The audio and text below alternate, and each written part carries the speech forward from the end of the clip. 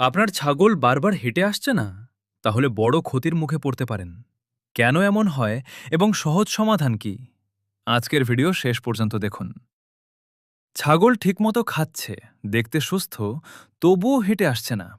আসল কারণটা জানলে অবাক হবেন। চলুন জেনে নিই। আজকে আমরা জানব ছাগল কেন হেঁটে আসে না এবং এর সমাধান কি।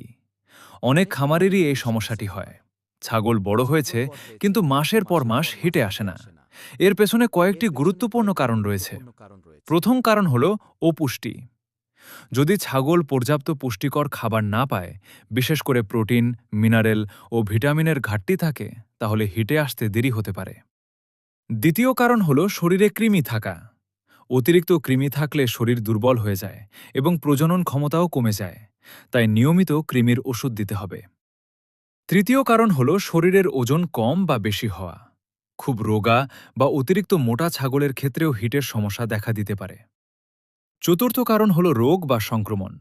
জরায়ুর সমস্যা, জ্বর বা দীর্ঘদিন অসুস্থ থাকলেও ছাগল হিটে নাও আসতে পারে। এমন হলে অবশ্যই একজন পশু চিকিৎসকের পরামর্শ নিতে হবে। আরেকটি গুরুত্বপূর্ণ বিষয় হল পাঁঠার সংস্পর্শ। অনেক সময় ভালো ও সুস্থ একটি পাঁঠার কাছে ছাগলকে কিছুক্ষণ রাখলে হিটের লক্ষণ দ্রুত দেখা যায়। সমাধান কি?